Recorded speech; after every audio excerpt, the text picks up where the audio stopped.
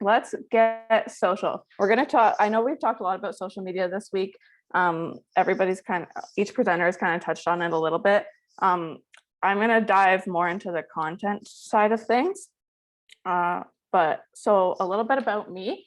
I graduated from public relations at Conestoga College. I am a tail end millennial. So I say that with a strong appreciation for Gen Z. So I love the attitude and how Gen Z is just so social, and they're just so innovative with, the way that they use online platforms today. So I super appreciate that about them. One fun fact about me, I had Facebook and Twitter before the legal age requirement of 13. And Twitter, actually, when I finally decided at the age of 22 to update my birth year, Twitter confiscated my account and banned me, and I had to make a very large case on why I deserved my Twitter back. And so I finally got it back. That's my fun story of social media law. So so just in general, my background, I've written like many communications plans, I've done media releases, promotional packages, different things like that. But my brain really overflows with creativity. So content creation is kind of my jam and where I shine. So last summer, I contracted through a small business who did social media for small business. So I basically just spent my summer creating content for small business. So if you ever have any questions after this presentation, I'm happy to provide any insight on that. So I just want to chat first. What was the first social network that you guys remember joining? Because I think I am a different age than a lot of us here. So we may have different ones that we were on before. MySpace, I probably can still log into my MySpace. Amazing. I also still have my MySpace. I have a little monkey on there that I sometimes log in and still feed him bananas. I saw a tweet the other day that said, and it was from a younger human, and they said, I wish that on my Twitter profile, I could just have my favorite song playing so everybody knows what music I liked. And I was like, oh no, there's people that don't know what MySpace is. It just really opens your eyes. So on the first social network that you joined, were you skeptical about joining it at first, or what? Did you have any reservations about it?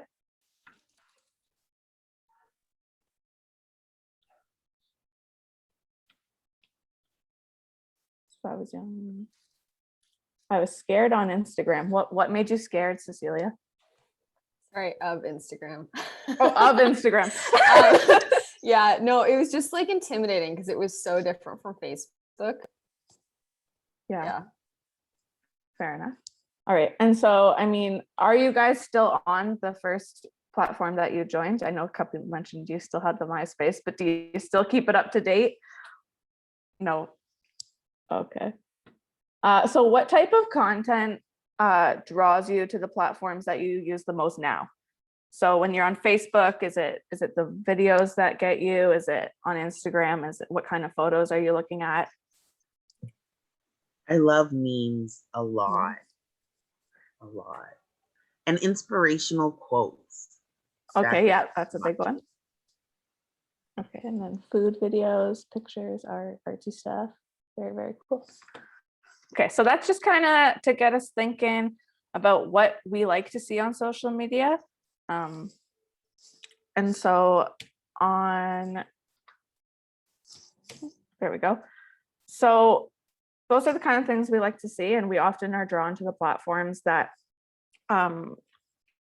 show the type of content that we want to see. And that's the same that goes for your audience. So in terms of performance, so on Facebook, the best performing posts are usually videos or curated content, so like shared content from different platforms or different profiles. Twitter, the most shared are news, blog posts, and GIFs. Instagram, so high resolution photos, so those are like product photos. Behind the scenes, branding, graphics, quotes, stories, and then reels is one that I'll talk about in a little bit. And then LinkedIn, jobs, company news, and more professional content. This is more like a serious side of business is how we say it. We share on LinkedIn. So, any industry trends or, company blogs that I say are timeless. So, I mean, if you're going to put something out there about your business, it would be something about your values or something that is going to be able to come back to if you're putting on your company profile. And then the one that everyone is talking about is TikTok. And so I just wanted to spend a little bit of time on this one because I feel like we've all, we're all pretty familiar with the basic ones, Facebook, Twitter, Instagram. But this one is kind of the one that's scary for people right now because it is so new. And so we all, TikTok is naturally engaging video social media that can be used to attract the audience that you want to turn into your customers. So basically how it works is that your homepage is all content that's curated for you based on the interests that you input. And so this is just going to explain the algorithm a little bit.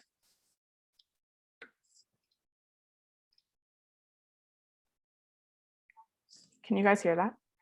No. No? You may have to reshare your screen and click the optimize for audio button.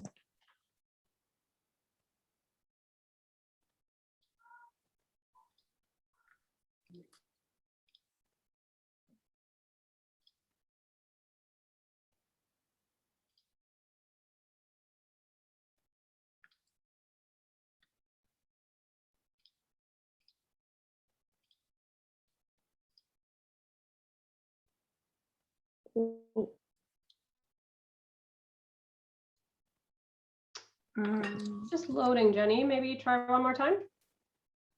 Yeah, Kelsey, it's asking for my administrator password.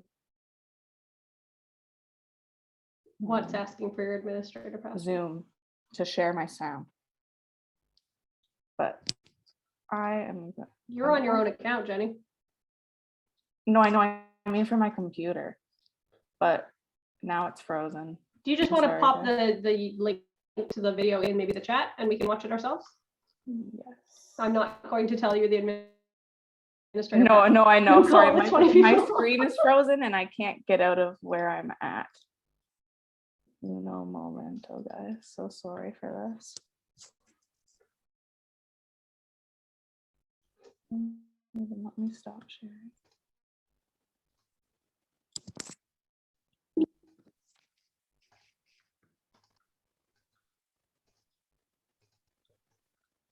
All right, everyone. Stephanie, I'm going to put you on the spot. Oh, never mind. We're all good. You good, Jenny? Yes, so sorry.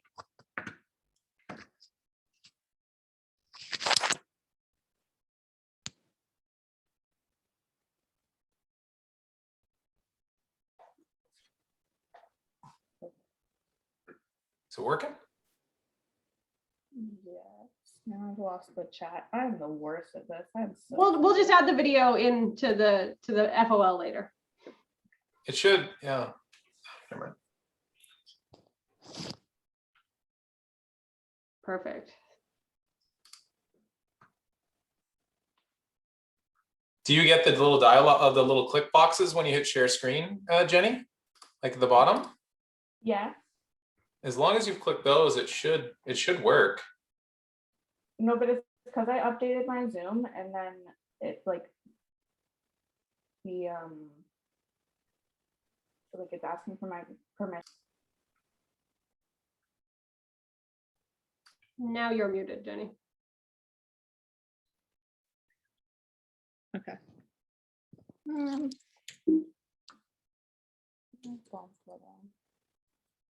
So we're just gonna skip over that, but that is an overview of TikTok. So feel free to watch that on your own time. I'm sorry I wasted so much of yours just then. So entrepreneurs with little to no marketing experience are once again asking, how do they create content? So we're going to go into something that we call 10 things. So I didn't mention in the beginning, but one thing that I'm a trained improviser. So I work with Shut the Front Door Improv, and one of the things that we do in our improv practice is called 10 things. So basically, when the audience gives us a jump off or a suggestion, it's usually one word. So it's like ice cream, I'll use as the example. And then normally people would say the first thing that comes to their mind. So the first 10 things that come to my mind when I think of ice cream are cold, sweet, etc., etc. In improv, not the first thing that comes to your mind isn't always the best route to go. So you have to keep going. So I keep going with words, and then I find the one that I like, and it's melt. So I think that could be funny. I think I could build off that. It's something melting. So we're gonna turn this exercise into business. So I want you to think of your business, and I want you to think of 10 keywords about your business. So you can create a list in your notepad or on a piece of paper, whatever. To do that. Give you a minute or two.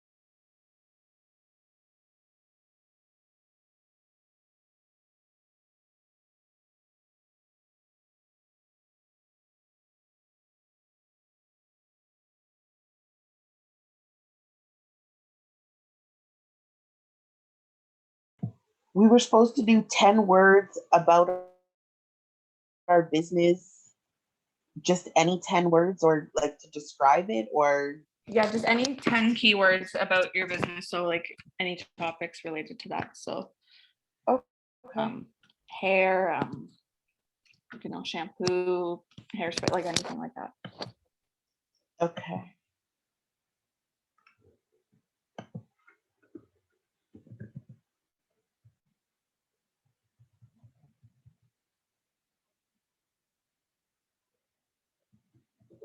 Most business owners can learn is that nearly 30% of TikTok users are over the age of 30. 30% of 1 billion is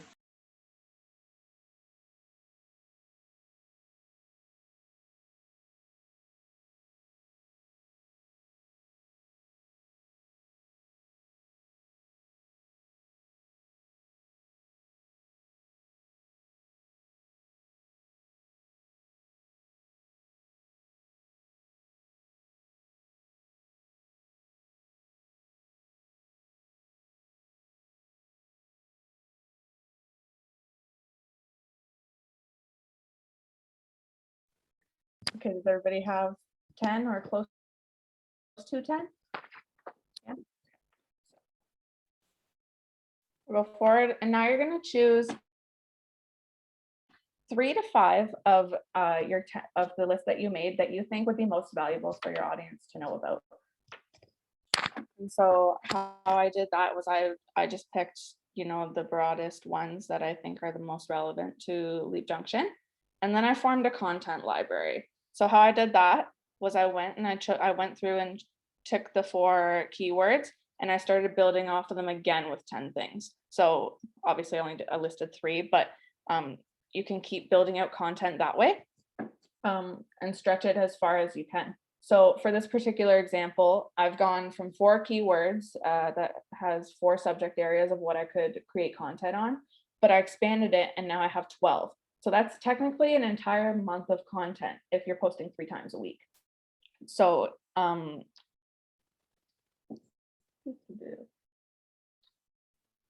have another video, and I'm just going to send the link to Dave, and maybe he could play it for us. Send it to me, please, Jenny. I Okay. think Dave's just grabbing lunch. Oh, yeah.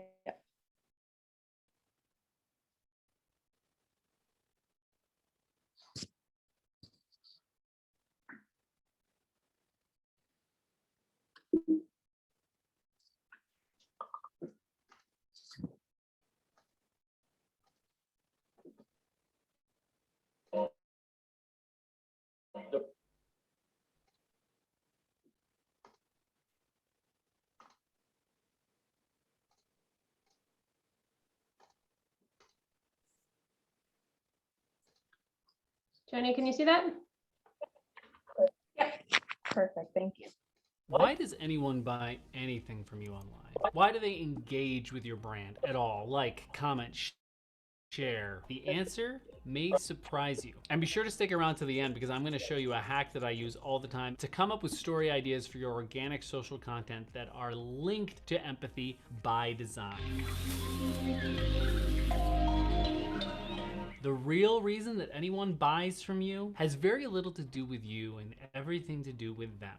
The real reason is empathy, feeling in others what you have felt yourself. And what's fascinating is we are actually biologically wired for this. There are these things in us called mirror neurons, which are actually programmed to signal us when we have that emotional identification outside of ourselves. This is part of our human experience, and optimizing our content for it can be so powerful. And I'm going to show you 3 ways to inject this into your advertising and your social content using the power of video.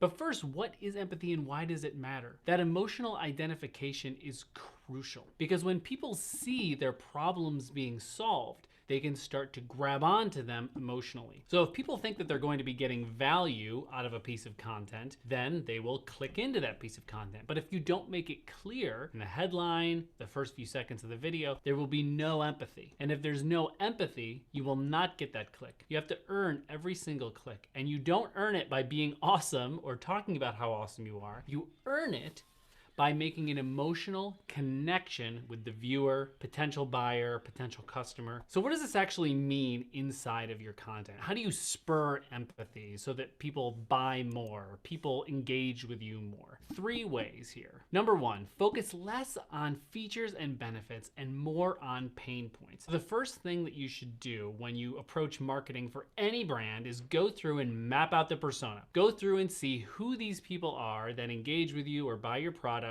and then talk about who they are and what they care about. Just make a big list of what they care about and what keeps them up at night. What are their pain points? And not just what their pain points are in relation to your product. People have a lot more going on in their lives than just the problem that your product solves. We need to bust open a wide view of what our customers care about in their lives. And once we understand their pain points, we can start to empathetically give them value on those. So if you're selling a product or service, don't talk about just how awesome you are or the amazing features that you have. Start by talking about what their problems are and what their feelings are about those problems and how they impact their lives. You have no idea how powerful this can be in your marketing. The second is putting humans in your ads and your social content. You've got to use human beings to get that empathy spurring. By just seeing humans in other situations like we would be in, we automatically feel an identification there. And then we can start to see ourselves in these situations. So for example, take a physical product.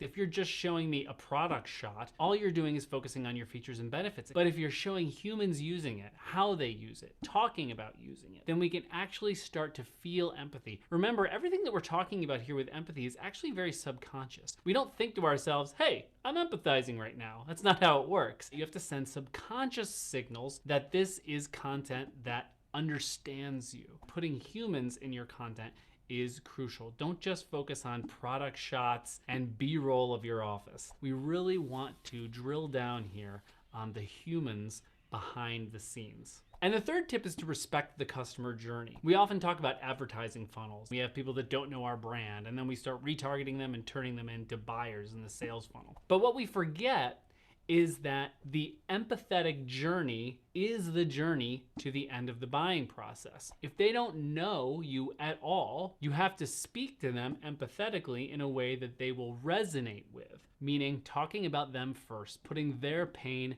first. And then as they get closer to the end of the sales cycle, you start again putting empathy first and then respecting where they are at the bottom of the funnel. When they've known about your brand for a while and you just need to tip them over to the edge, you want to have humans talking about how great you are. And by seeing humans in this content, it will make them more likely to become customers and be part of that community. We really want that sense of belonging. Now, you probably want to know what stories to create out of all of this. How do you create stories that are empathetic? Here's a quick little hack. If you have access to a Google Ads Manager, which we all can for free, you can go into the Google Keyword Planner and then look at what people are searching for around it, and you will see people starving for value. And when you start seeing what value they want, you can create solutions to those problems. Turn those Google search phrases into headlines. So if people are looking how to do X, make a headline that says how to do X quickly and easily in 10 minutes or something like that. So you can actually solve those problems. And what you will have done is made an empathetic connection without having to think about it. When you use this hack, you will find that you are actually building empathetic story angles on autopilot. It's extremely powerful. Now, if you want to know how to do this in your video regularly, check out my video here on the hero system. And if you want to know how to come up with endless story ideas using tactics similar to what I just showed you with the Google hack, click on this video over here. Thanks so Thank you.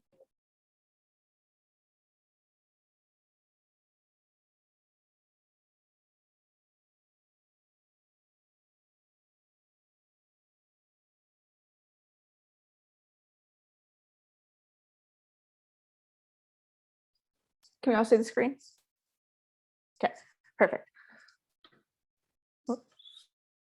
So we got platforms, we covered content. Now we're going to talk a little bit about our audience.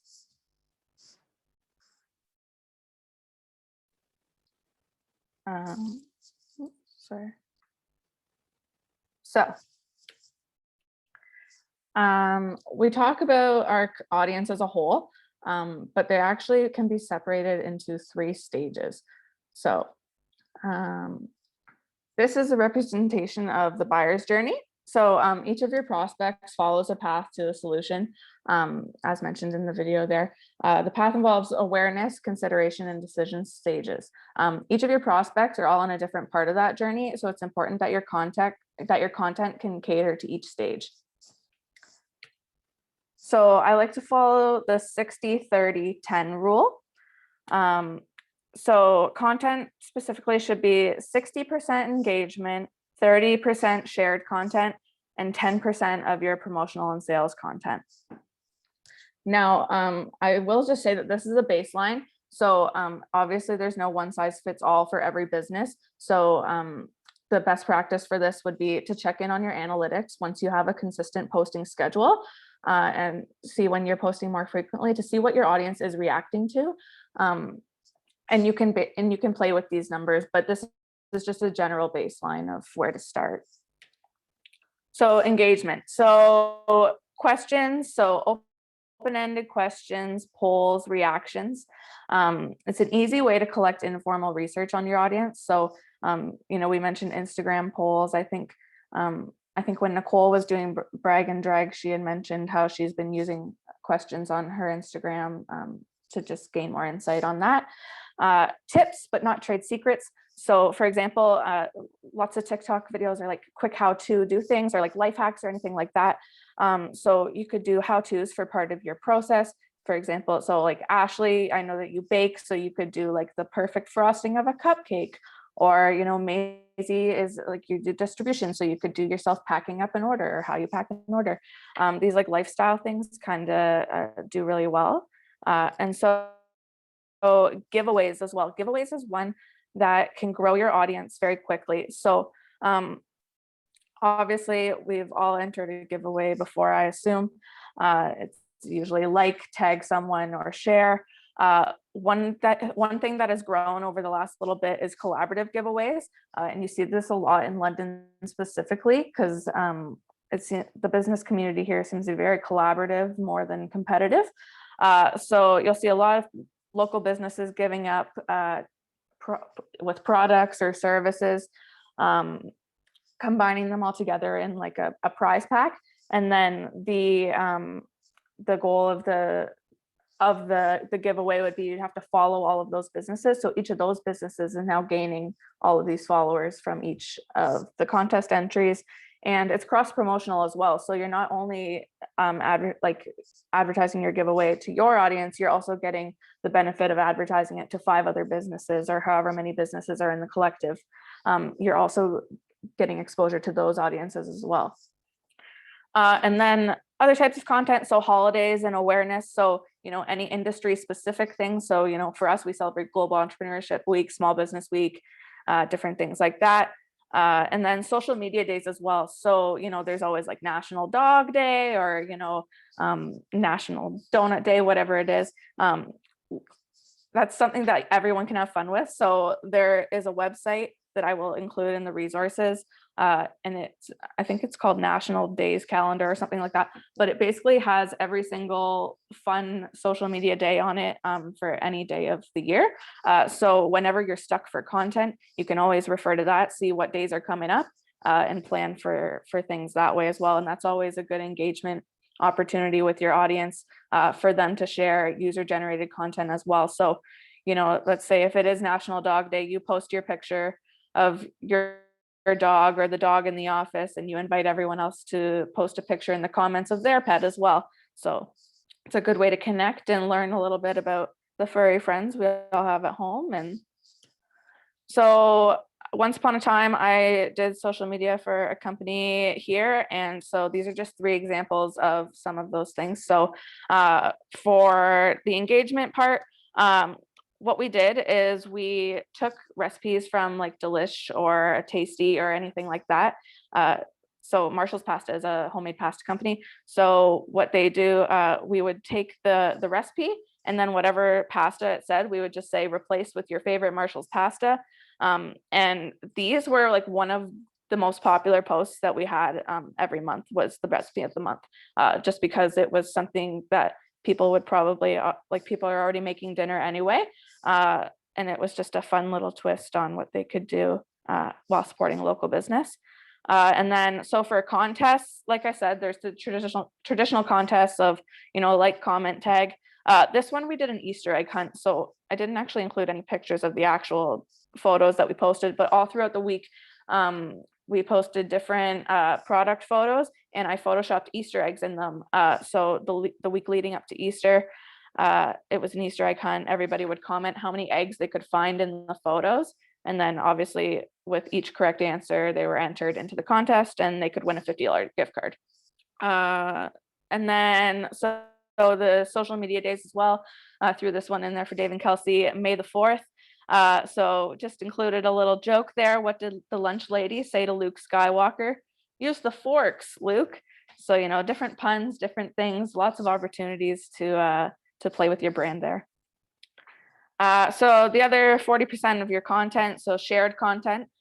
So industry news or articles, easy way to find these, smallbiztrends.com or entrepreneur.com.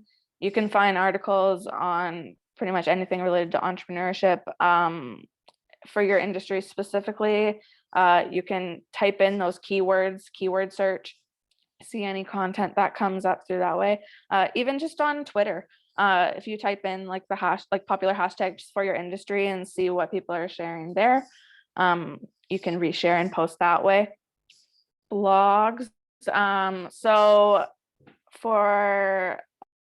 So obviously you can share blogs. There's Medium.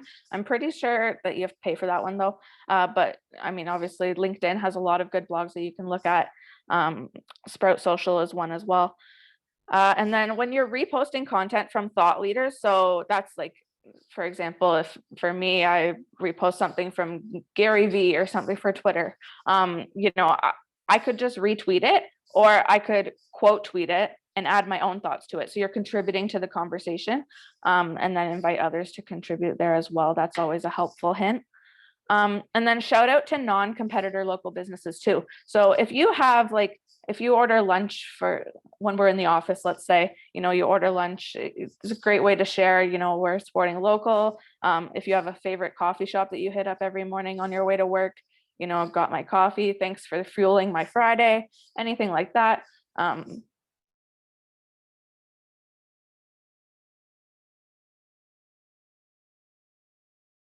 In a sneaky way. And then, like I said, 10% of your promotional and sales content. So the example that I love to use, can everybody hear me okay? Sorry, I just got an unstable connection notification. So the the store in White Oaks Mall, Fairweather. I don't know if any of you have ever walked by it. There's always big signs in the window that say, going out of business, and it seems that they're always going out of business, and yet they're still there every time you walk by. So, sales are something that should be a special event. It's something that people will look forward to. And having sales more often actually decreases the value and the sense of exclusivity. You said memes would work. I said good memes would work. So remember, what you think is good may not necessarily be what your customer thinks is good. So you always have to keep your customer in mind when creating your content. And now we're going to do an activity because I know this group loves competition. So we're going to connect with our customers. So I want you to think back to Caitlin's presentation on Tuesday when she talked about our brand avatars and you created those. So I want you to think of the brand avatar, and I also want you to think of one of your customer personas, and I want you to pretend that they're friends. So you can write this down or you can think about it in your head, or share it in the chat if you want. But what types of things do you think that they would bond over? What types of articles would they send to each other? What issues do you think that they'd both share resources on their Instagram pages or their stories? Anything that you think that they might have in common, I want you just to keep that in mind and write down. I'll just take 1 minute for that.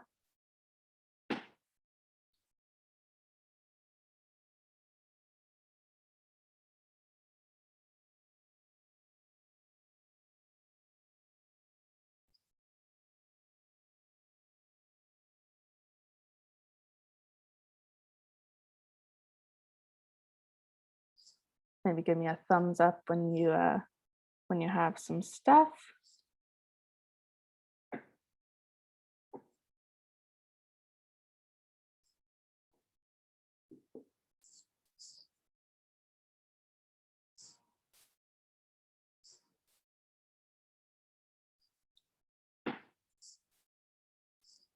All right, so basically you're going to highlight the values that align between them. So that brings us to the part of the challenge that I think you guys will most enjoy. Meme wars. So no matter what industry you're in, regardless of it, there's bound to be a meme that you can share. So you have 3 minutes to find a meme that you think that your avatar would send to your persona if they were friends. And you get bonus points if you create the meme yourself. So happy searching. And then when we come back, we're going to laugh at all the memes together. How do you create a meme? Oh, I could tell you that. There is a lovely website called Image Flip.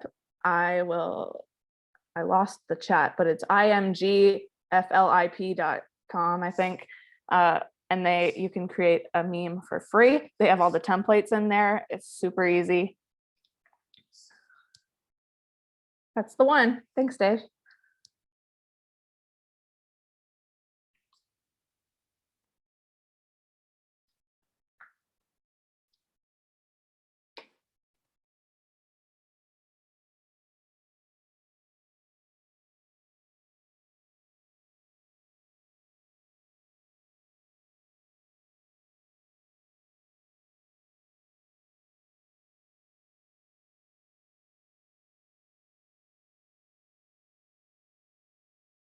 This is also the part of the presentation where I would have played the Jeopardy sound if I was able to share sound.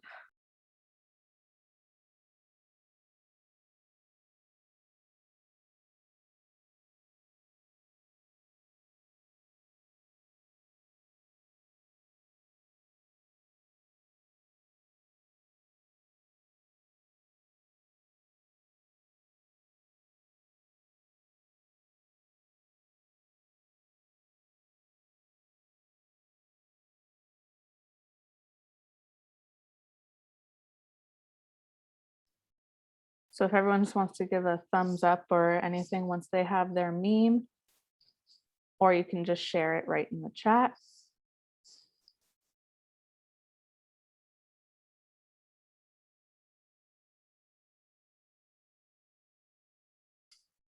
Do you want us to share like a link to it, or? You can share a link, or you can just upload it into the chat if you saved it.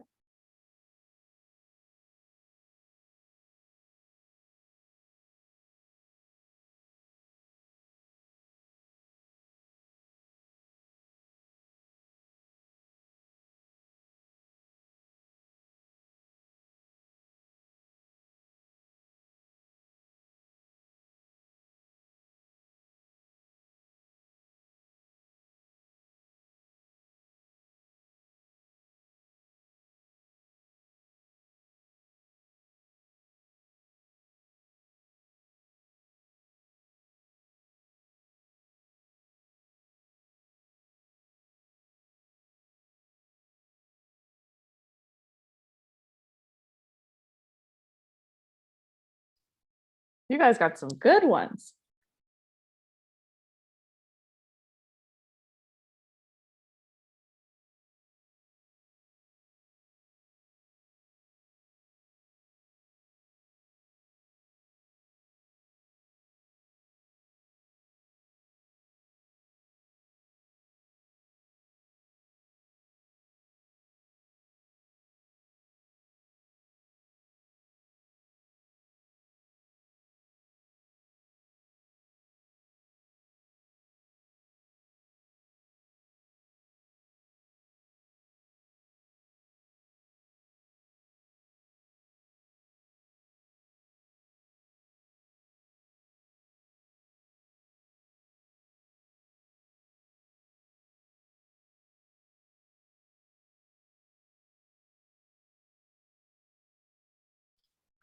Janon, I love that. That's so good. That's so on brand for you guys.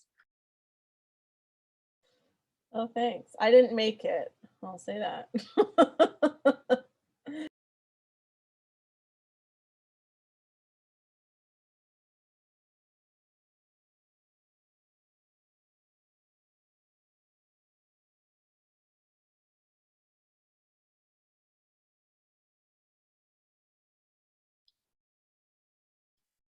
Are you guys clicking these as they come in, or did you want me to share them all with you, or you guys are looking at them on your own? I see head nodding.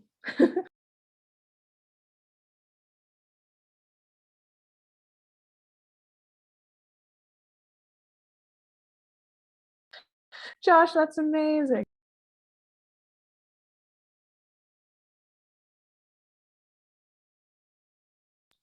All right, you guys are good. You guys did some good ones there. I'm proud of you. Did anyone not share theirs yet? Evity? Yeah.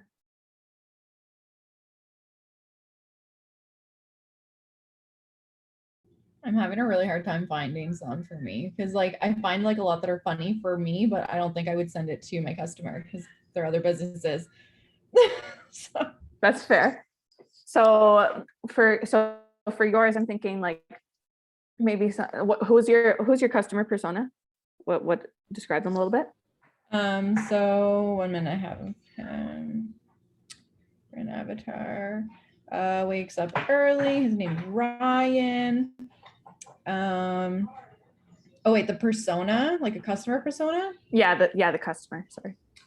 So I've got one that's like a restaurant owner, between like 30 and 50. They need photography for their photography. Yeah. So I mean, when I think of that, I think of memes about bad photography. So immediately, like, I mean, my brother's a photographer as well. I sent him a gift today, and it says, "My friend's a photographer," and it has this lady holding up the digital camera backwards, taking a selfie, thinking that she's taking the picture of everybody else. So I mean, there's different ways that you can use humor like that,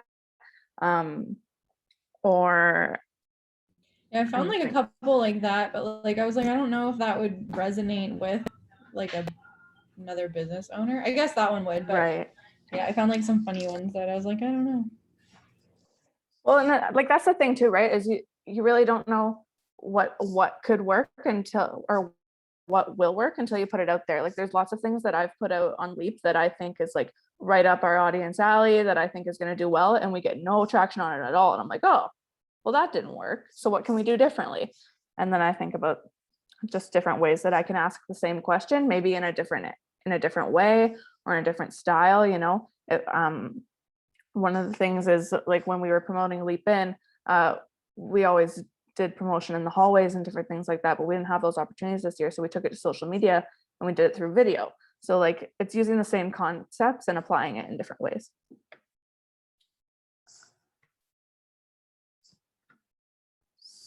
I'm having So, trouble finding a meme because a lot of the memes that have to do with my business, like people that we interact with, my persona and my brand, they wouldn't necessarily share memes because a lot of the memes out there that have to do with like Black empowerment and stuff like that, they're stereotypical, they're violent, they're about what's going on and what we're trying to change the narrative on. okay. So like it's more of like pictures or like, you know, little quotes, information, pictures with information on it, and not necessarily something funny, because a lot of the funny things are not actually funny. So Right. I was looking at even my own conversations and stuff, and I'm like, wait, I wouldn't, in my business and what the message I'm trying to send, I would never send any of these. These aren't funny. So I'm having trouble. Yeah, that's actually really insightful, because then you may know that, you know, that memes maybe won't work for your audience, you know? So if there's not a way that you think that you would connect over it, then you know that that content isn't maybe something that should be shared. So we got a couple more in here.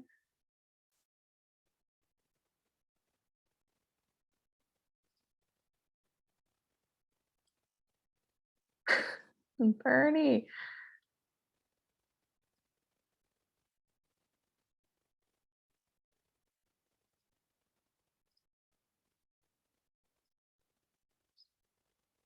Perfect, Tracy. That's exactly it. All right.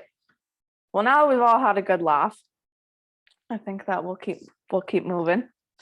So, you know, this one was mine. If you could just make content that everyone loves every day, that would be great. But we obviously know that you know, some content will hit and some content will miss, but we keep experimenting to find out what works. Don't overcomplicate it. You know, everyone has a friend. Your avatar just happens to have a lot of them.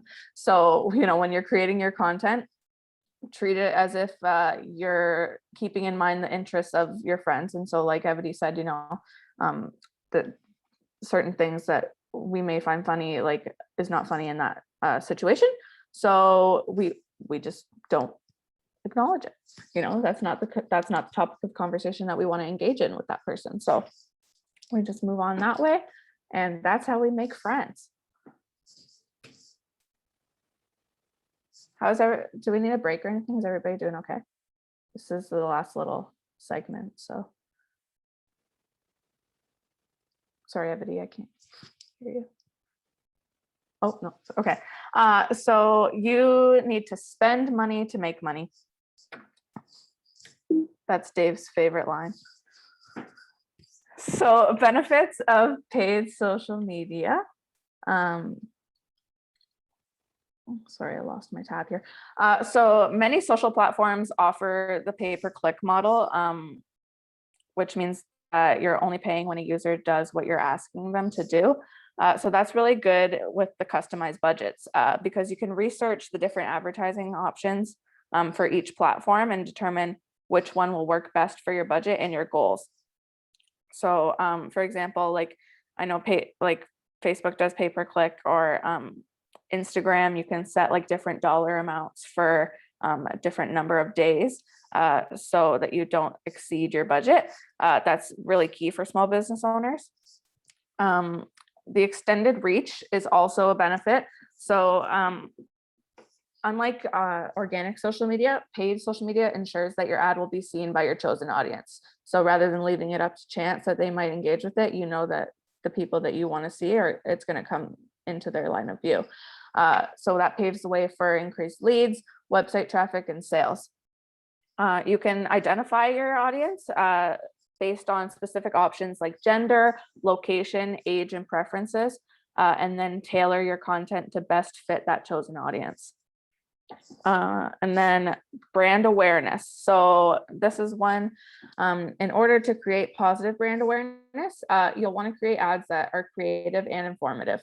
So, use unique photos, color schemes, and text that will catch consumers' eyes, but it keeps your business top of mind when they require so it keeps your business top of mind when they finally need that product or service. They've seen your ad on Instagram a couple of times. Maybe Josh, if you're running Instagram ads, my neighbor, suddenly broke his leg and can't mow his lawn anymore.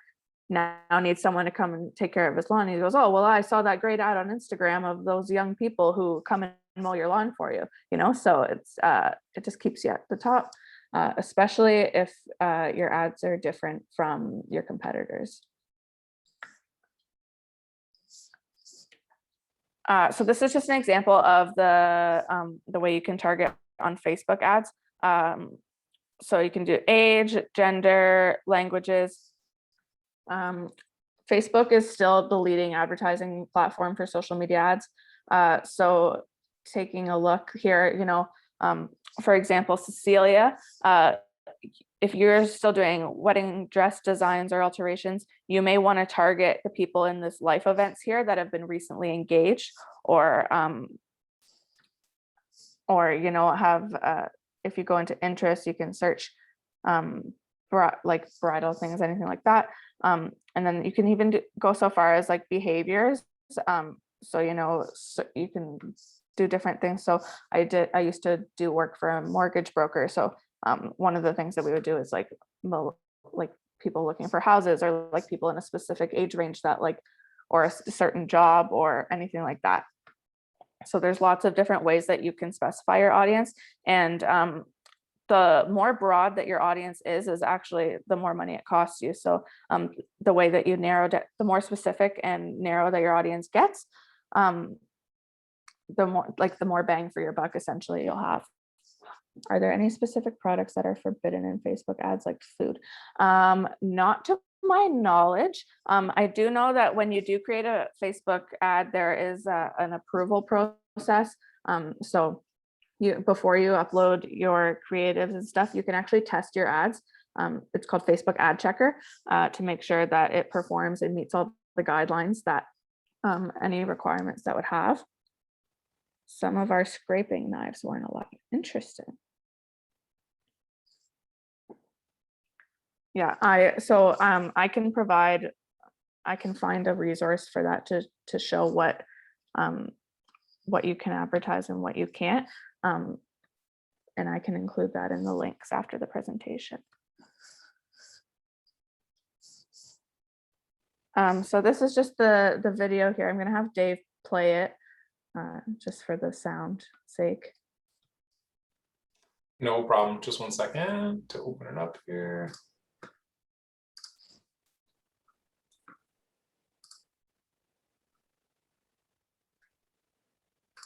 Just while he's opening it, I'm just going to say the videos that I've been sharing here are from Social Media Examiner, and honestly, they have videos for One thing everything. I'm telling other managers right now is to trust. Sorry. That's okay. It's too bad. They have videos for literally almost anything you can think of. So if there's ever a specific thing that you need help with, they have tutorials and information.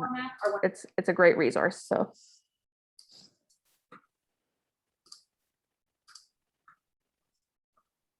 Okay, there we go.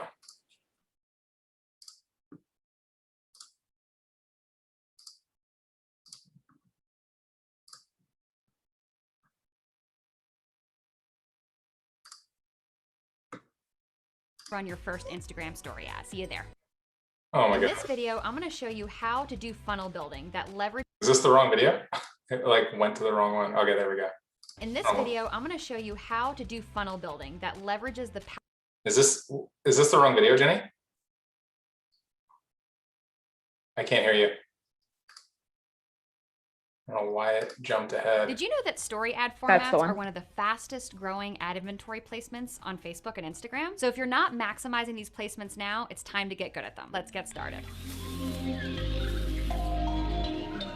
After spending millions of dollars specifically in Instagram story placements, I've noticed what makes them work and what makes them fail. Today, I want to talk you through some of the differences between story ads and feed ads. Make sure you stick around to the end, where I will talk about the 3 most common problems I see with brands that try and maximize Instagram story ads. So the first thing that's important to know is where you even pick story ads as a placement. We're pretty much going to manage all of it through the ads manager. So let's have a look. When you create a new ad set, it is going to automatically pick all of the placements that Facebook has. This is a good thing and a bad thing. So let's go into edit placements and take a look a little more closely at where these ad placements are. So the first group are feeds, which is probably what you're used to using. That's what traditionally we run on Facebook and Instagram. If you scroll down, this is where you're gonna see that stories are. So you can choose to run stories in all available story placements, which are Facebook, Instagram, and Messenger. For the purposes of this exercise, we're just talking about Instagram today. Bad things happen when you decide to bundle all these placements together when it comes to your creative. What Facebook is going to try and do is take the creative you made and just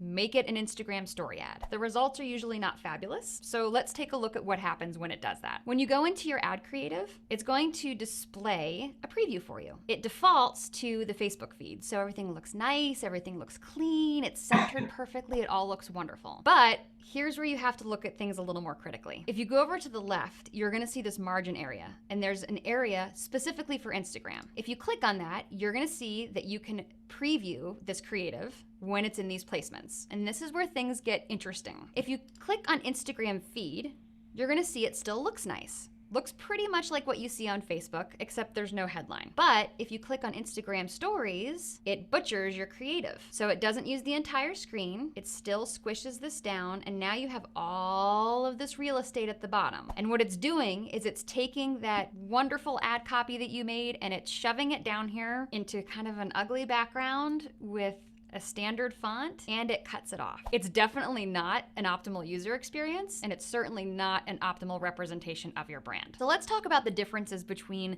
being a user that sees a story and being a user that's just hanging out in the feed. Stories are a full screen experience. So when a user's looking at it, that's all they see. There's very little distraction. Something like a feed, they can scroll, look at the cat meme above it. There's some more distractions. What that means for your story creative is it needs to be pretty captivating. Stories will automatically cycle through if you do nothing, versus a feed which doesn't move, it just kind of sits there till you do something with it. So stories are very fast paced, and you need to keep that in mind when you're making your creative. So obviously there's a really big difference between when you run something that's meant to be an Instagram story and when you don't. Now that you've seen an example of what clearly did not look like it was meant to be an Instagram story, so let's have a look at an ad that we wrote specifically to drive people to my latest interview with Mike Stelzner. So we created this specifically to be an ad, and what we actually did was we used still images. While video is something you definitely want to focus on when it comes to Instagram stories, I wanted to use this example to show it doesn't have to be overly complicated. But there are a couple things that were done right with this ad that I want to point out. So the first is we are using all of the real estate. Unlike the example we looked at before, where there's just kind of blocks of ugly color and really awkward text, this was done knowing that we don't have body text. So we have to tell the story in the text that's on the video. There's bright colors, and we also made sure that we used native tools so that it looks natural. When someone's going through stories and they see kind of,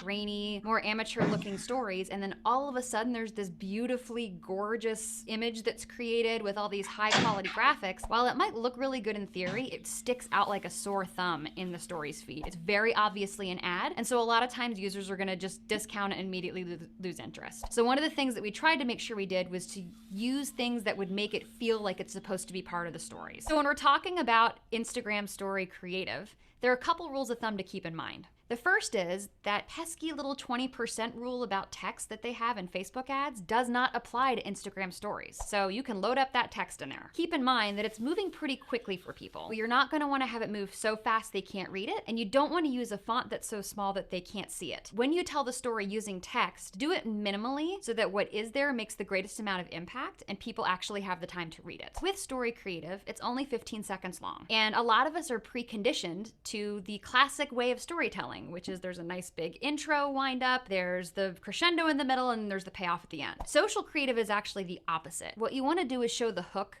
first. You have to show the why or why they should care. You're gonna wanna make sure that you check out our other video on this because that'll go into some big specifics about how you can do that effectively. The more native you can make your video look to Instagram stories, the better off it's gonna perform, even if they aren't necessarily the graphics and things that you would choose as a brand. So as promised, now that we know how and when Instagram story ads work, let's talk about when they don't. So the first is not being conscious of the medium you're in. Again, stories are very different than ads. They move quickly and they have to look like they belong there. They can't look like a commercial that just sticks out. The second is that because these things are very different, their creative is really different. It's a full screen experience in stories. So a lot of times when they're struggling, it's because they're not using that full screen. It's doing that weird thing where it mashes up this little itty bitty creative with really awkward text that gets cut off. Those are the things you want to avoid. Make your creative for the placement that you're using. And third, Facebook doesn't necessarily always do the best job at allocating your spend and your money. They will tell you that they do, but stories are a little tricky for them because it's not the largest part of their inventory. There's really a case to be made to break out stories into its own ad set where it's not bundled. And this really does two things. It gives you maximum control over how your budget's allocated. So if it's doing well, you can just shove all that money into that placement and maximize it. And then if it's not doing well, it might help you fine tune it a little more. It gives you a little bit more flexibility than just auto applying everything for all placements to the stories ad if you see that it behaves differently. So that's another opportunity that we really frequently see brands not take advantage of, but that you should definitely look into. If you're running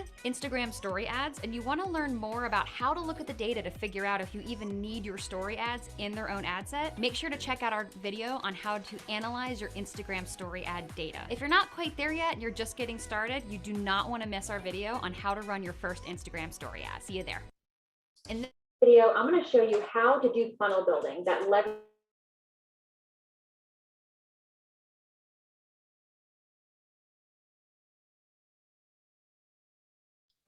All right. So I thought that was just a good little slice of information because stories are often what people are paying attention to now. You know, we do scroll through feeds and everything else, but that's really the quick attention grabber that if you want to make a quick impression, that's the one to go to. Oops. So 5 keys to running a successful first ad campaign. Sorry. So number 1, pick your platforms. So you should pick the social platforms that you're most familiar with and already have an established audience on. So stick with one first, and then expand from there where you're scoring the most where you're scoring the most direct interactions. So, you know, where your largest audience is, whether that's on Instagram or on Facebook, that's where you're going to want to put your first advertisement. Set goals. So it's important to set a goal. It ensures that you're tracking the right metrics and KPIs associated with your campaigns. So if your goal is to sell 10% more product in Q2 than you did in Q1, you'll know that you're going to be wanting tracking your sales. Whereas if it's to grow your audience, you're going to be wanting tracking your following. So you have to pay attention to what your goal is and what metrics you need to track in order to measure success. As well, research campaigns for inspiration. So not only can you research good campaigns, you can research bad campaigns. So look at what works for other businesses in your industry. Keep in mind, you'll want to compare yourself more to other small businesses around your size rather than the big box stores, but it doesn't hurt to use those ads for inspiration. So you can check the Facebook ad library for any inspiration around that. And Canva actually has great templates and stuff too that you can use as inspiration as well. I'll dig in a little more at the end of the presentation on that. And then research creative, copy, and targeting. So your ad specs. So like mentioned in the video, you want to make sure that the creative portion matches the platform that you're using. So obviously stories are different graphic sizes than the traditional format for Instagram, 1080 by 1080p, or the Instagrams are like the portrait size. And so you just want to make sure that you have the right size so that your ad displays well. As I mentioned, the Facebook ad checker is a great way to do that. If you are advertising on Facebook, you can plop it in there and it'll tell you like if you have too much text or anything like that, it'll give you tips on how to improve your graphic. And then as well, track your paid efforts with analytics. So if you're not sure, how do I put this? If you're posting social media and it's important to get the content out there but you're not necessarily analyzing every single post that you're doing. If you're going to analyze anything, it needs to be your paid ads. So you can best do that through third-party advertisements. I'm pretty sure a couple people this week have talked about different tools with that. You can use Sprout. That's the one that I'm familiar with. So beyond engagement metrics, clicks and analytics, it'll help you understand how your organic social media performs versus your paid social media. So it'll compare your organic posts to your ads, as well as whether you saw a return on investment for your paid campaigns. So did you make money when you spent money? And then opportunities to optimize future campaigns. So it'll actually give you feedback on what you can do next time when you rerun the ad to make it perform better as well. So I'm just going to go over my top tools that I love and use almost on the daily. Canva is one of them. Is everyone familiar with Canva? Or I should say, is anyone not familiar with Canva? If you put no. Okay, so basically graphic design tool. They have tons of different templates for any size thing. So you can see here they do for print, you can do for social, you can do business, but they have Facebook ads, Facebook stories, Facebook covers, any size graphic that you need. They have pre-established templates and sizing. So you can just click one of those and get to work on your design. So super easy to use. It's free. You can upgrade to Pro for features, but the free version has honestly so many things that that'll get you started. It's a great base. The next one, besthashtags.com, literally what it is. You can go and you can search one hash or like a hashtag or a keyword or an industry, and it'll give you lists of all the best hashtags to use that are related to that. So that's one that I use all the time. It's a great tool. And actually what I do with that is I used to build hashtag libraries as well. So like I said, I used to do Marshall's Pasta. So I had different hashtag banks for, food delivery service or, London, Ontario catering or like different events. So you can have hashtag groups that way and use it for each type of post that you do. Example, so when you're doing like the 60-30-10, you can have ones that are related to all of the key content words that we discussed. Loomly. So Loomly, it is a paid tool, but it will be your best friend. This is one that I used for scheduling social media. So it does all of the platforms.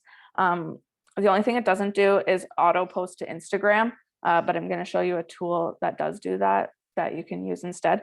But Loomly does Facebook, Twitter, LinkedIn, all of that. And as you're creating and going through to schedule your posts, it gives you options to customize on each platform. So different things. Great little tool. Definitely recommend if you don't have the time to post your content manually to pre-schedule that, and then you don't have to worry about it. It's out of sight and out of mind. The last one here doesn't have a name, but it is Emojipedia. So if you're doing all of your social media prepping on the computer and it's not a Mac, if you have a PC or anything like that, and you don't have access to emojis, this right here, you can literally go to emojipedia.com, type in any emoji, and it's literally like a copy and paste thing. So it'll paste that into any of your scheduling software so that it doesn't come out any like wonky or anything like that. It's a great little tool. So the next ones, these are specifically Instagram related because that's where I'm most experienced. But so Campsite is one that we use for Leap Junction. I actually learned about both of these tools when I started at Leap Junction, and I now use them for everything.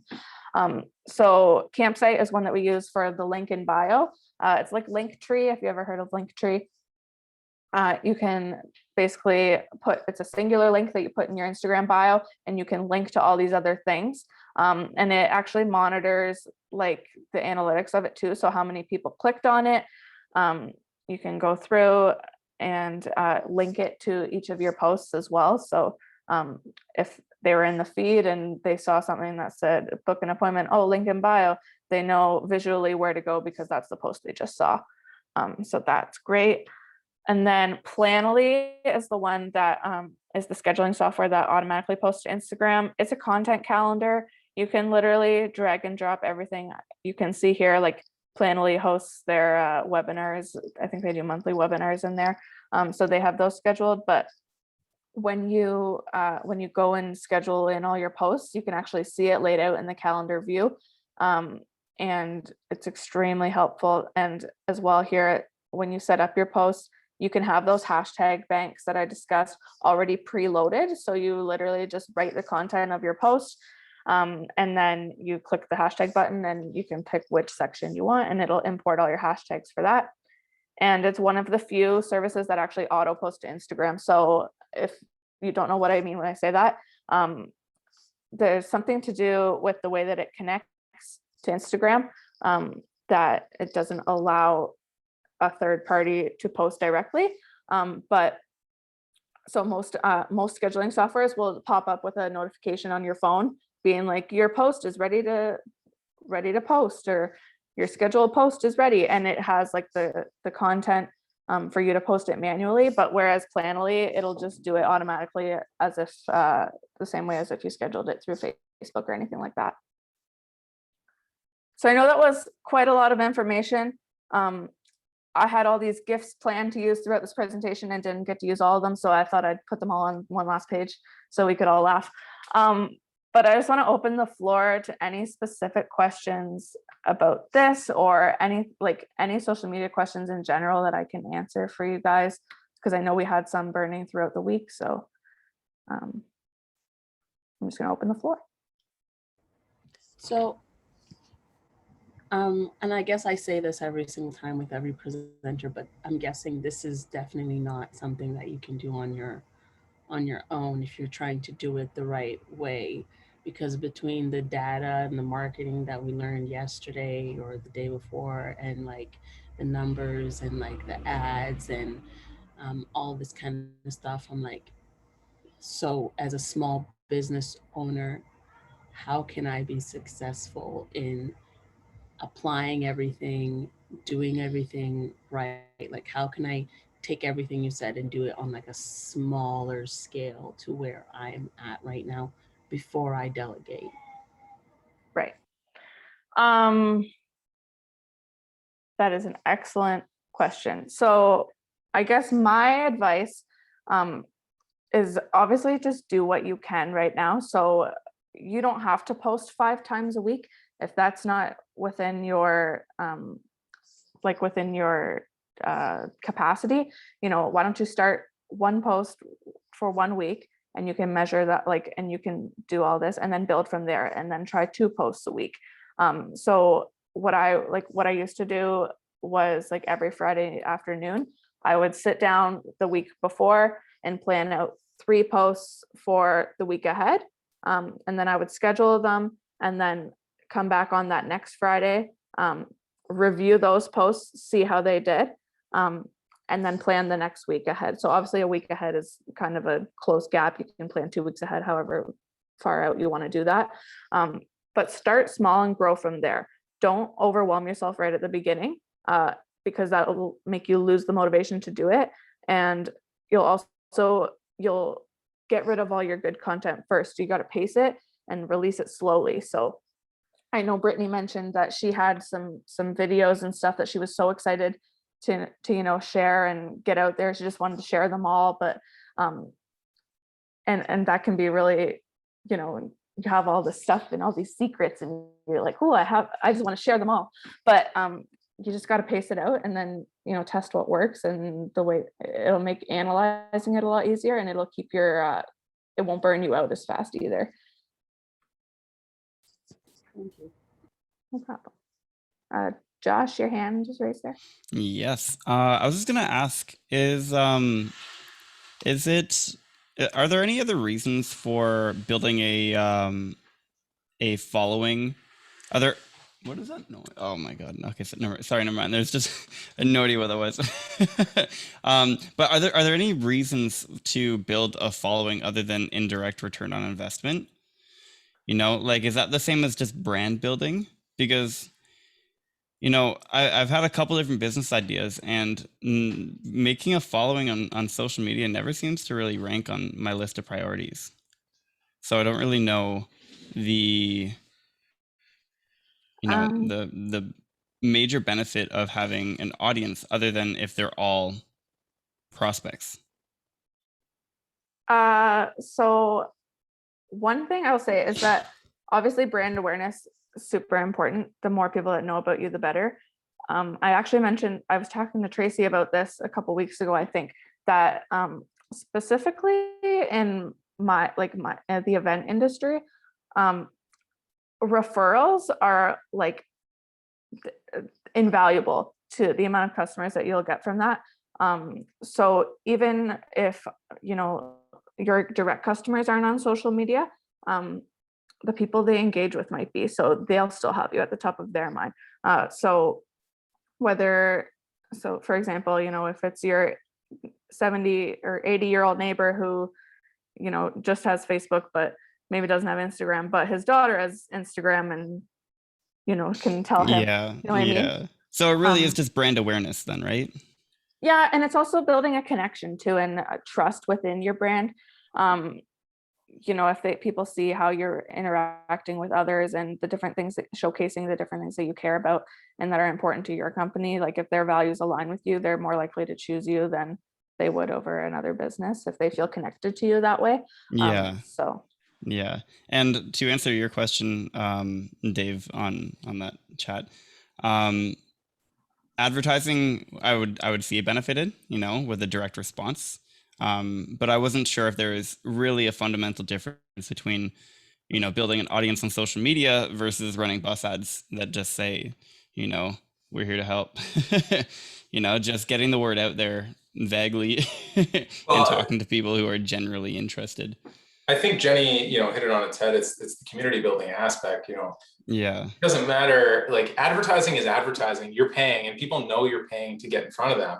There's a big difference between how responsive I am to an ad versus how responsive I am to something that's around community building or local support. I think, social media, it's here to stay. And if you're going to think that, I don't need to be doing it, well, the answer is you're wrong. Every single business out there can use it as a tool. Upfront, I like it.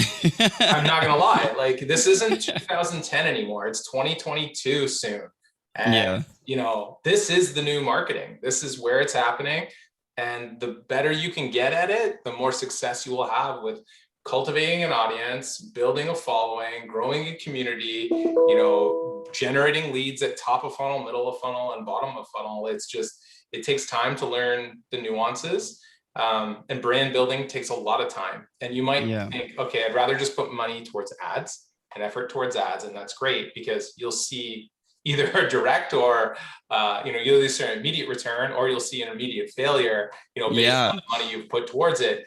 But the brand building, you have to have patience. It takes time. And I think for you, and especially your brand, you're very, very community based. You're like so hyper local little communities and in different areas that, there's a lot that could be said around that. I think there's lots of opportunity for you to, connect with the local, that idea of local and that idea of the student. And there's so much content that could be made around that will have, like Jenny was saying, it'll have a return on investment later on down the line, but you need to be persistent. You need to be consistent.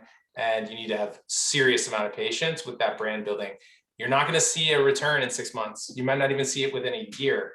That takes a lot of time. And a lot of younger entrepreneurs don't have the patience to wait for that.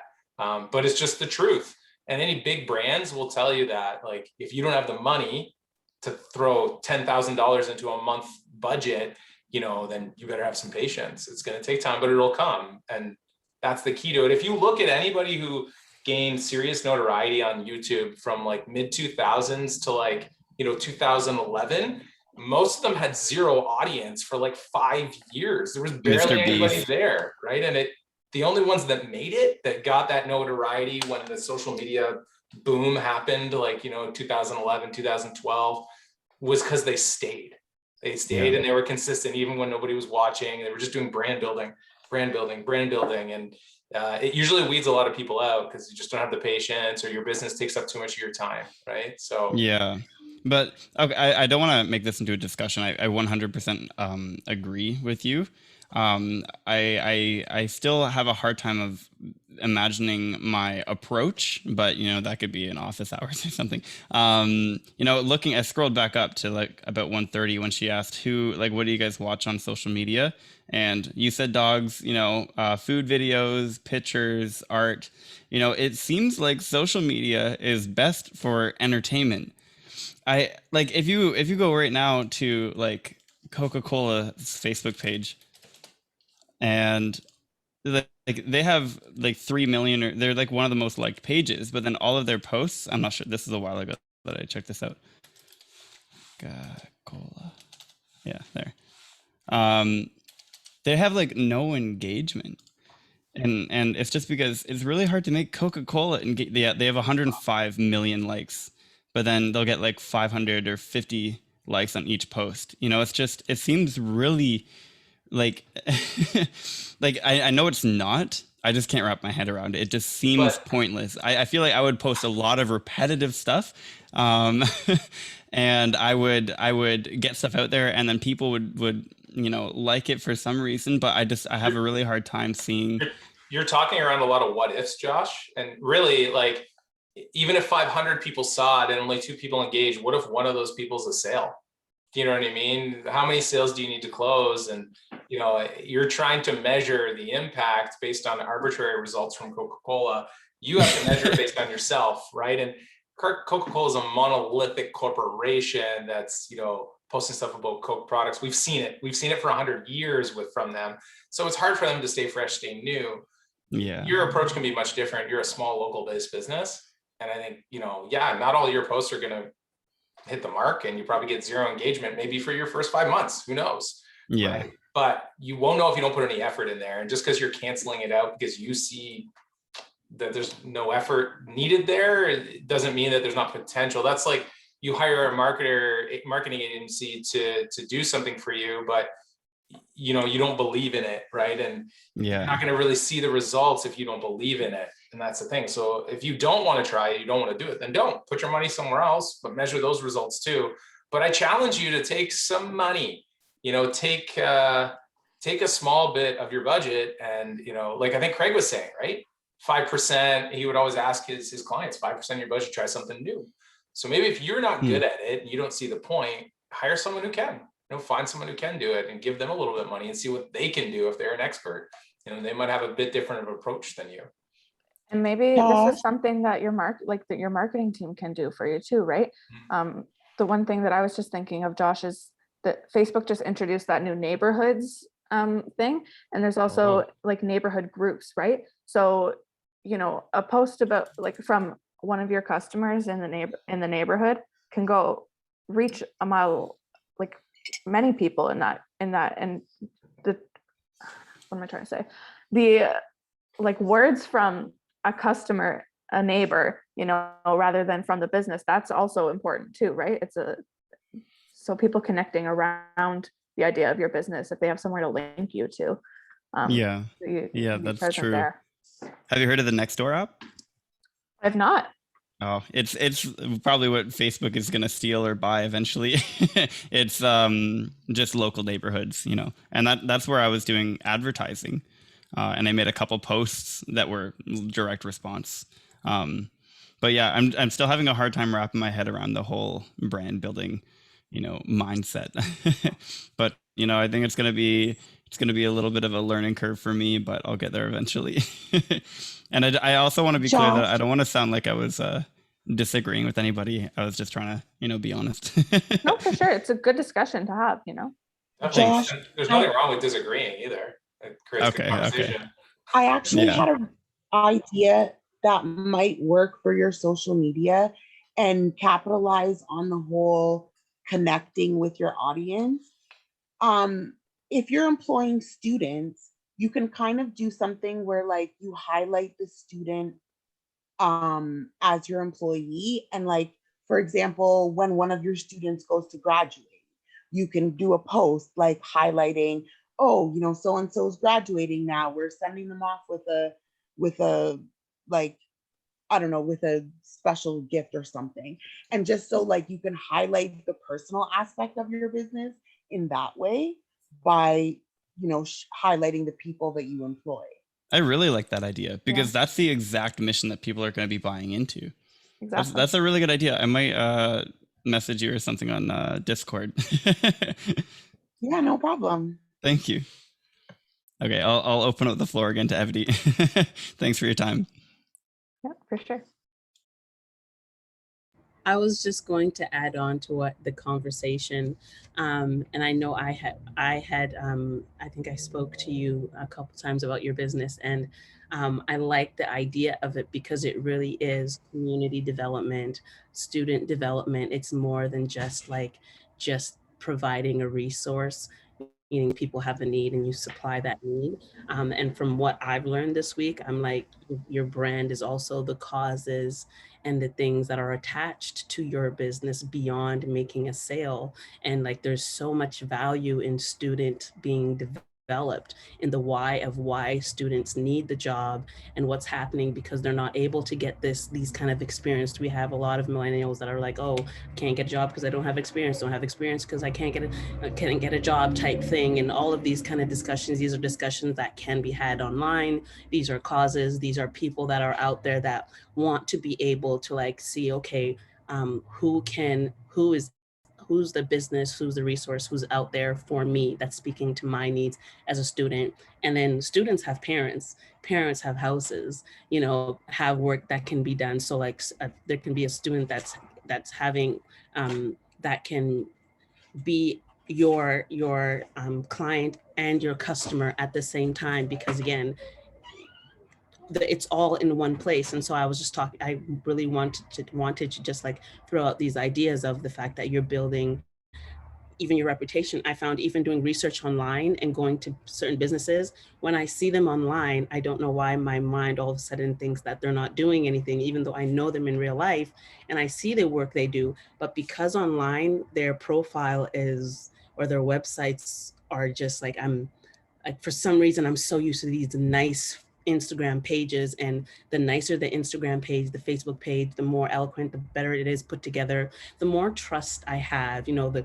more consistency that I see what they're posting and all that, it builds a reputation. And nowadays it's like, that's how businesses are building reputations, organizations, and people. Like everyone goes like, people don't trust, like they'll go to my Facebook page and like, oh, you haven't done stuff, but I'm still doing stuff. I promise I'm doing stuff, but you can't say that, but your social media page speaks for you. And like David said, that like, it's just here. No one cares if in real life, oh, you're doing, that's great. The people around you care.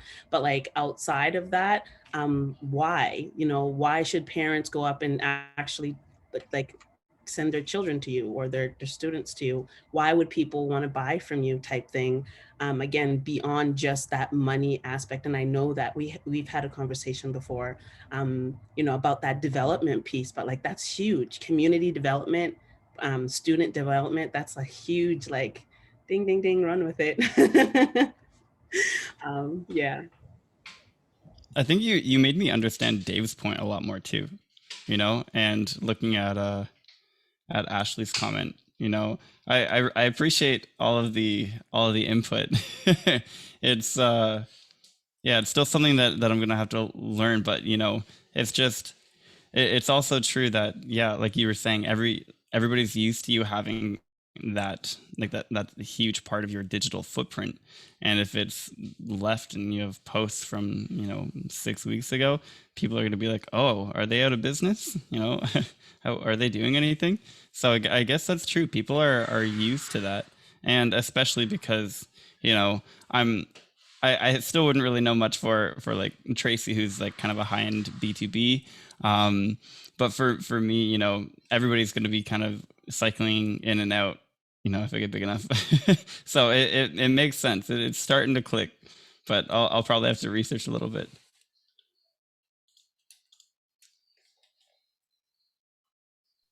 I just wanted to touch on Ashley too. I actually learned about your business through one of my community groups on Facebook before I knew you were even in Leap In. So, but the power is there.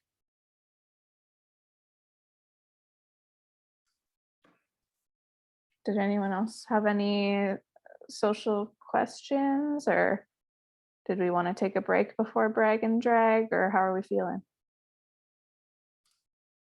I think we could probably take a break. Give everybody 5 minutes. Yeah. Awesome. Oh, someone just popped in. Oh, it's Kelsey. Kelsey's back. Okay, yeah. Let's take a 5-minute break, and when you get back, Ryan Kelly should be here joining us for brag and drag. Thank you for the awesome presentation, Jenny. That was great. And cue the dog.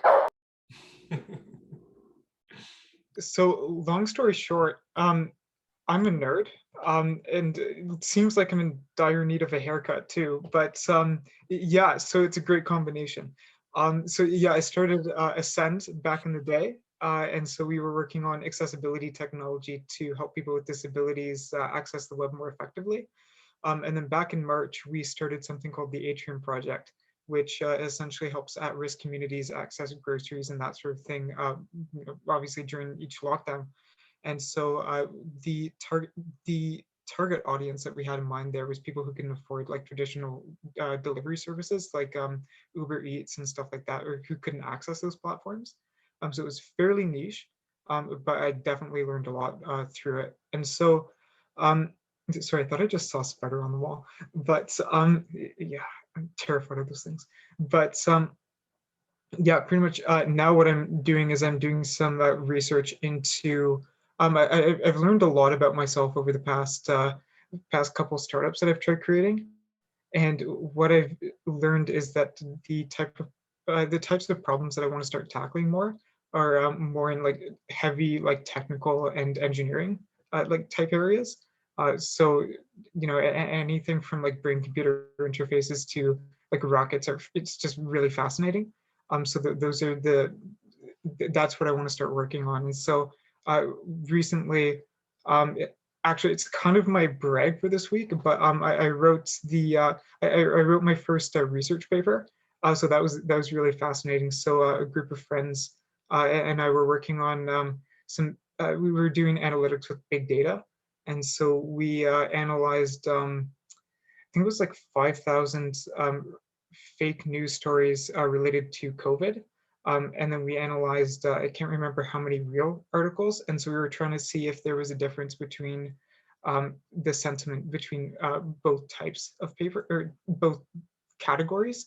And so what we actually discovered was real news stories are much more likely to be positive, as opposed to fake news stories are more likely to be neutral. So it could be used as a potential indicator of how valid an article is when it's released. So, yeah. So, and do you want me to just jump into the drag now? Well, or first, I'd love you to explain what you're doing now with an emoji to play okay, my game. an emoji. Probably just do a ta-da, I guess. Very good. I don't know why, it just caught my eye. Oh no, I'm just really excited about some of the research opportunities, so that's why I picked that. Love it. Any drags for this week, Ryan? Yes. So I ended up meeting somebody who works at a rocket company in New Zealand, and I essentially, so I applied for a job there working on manufacturing. and some of the automation there, but I haven't heard back, and it's been 2 weeks now. So I'm not too optimistic about it. I'm not too sure what's going on. So that would be my drag. One of the things that I wanted to note though is that I find it interesting. I have a friend, and so every 2 weeks we meet and we talk about like positive and negative things that have happened. And so I just wanted to throw this out there with oh, thanks. So yeah, with I don't know, it's interesting because I've noticed that like I tend to focus more on the negative things than I do the positive. So in talking with my friend, I've noticed that you know, you could be, if you were to rate it out of 10, you could say, you know, you could be feeling an 8 out of 10 today, and we tend to focus on the 2.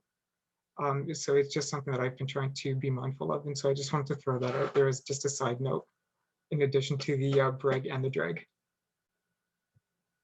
Thank you, Ryan. I love that. So Ryan, would you like to choose someone on the screen who you'd like to hear their emoji-based business and their brag and drag for this week? Can I pass it off to one of the Leap staff? Yeah, you can. Okay. I haven't talked with Jenny in a while, so hi Jenny. I'm sending this your way. Hi Ryan. It's been a long time. So what am I gonna do? My emoji is going to be, I lost it. I have it.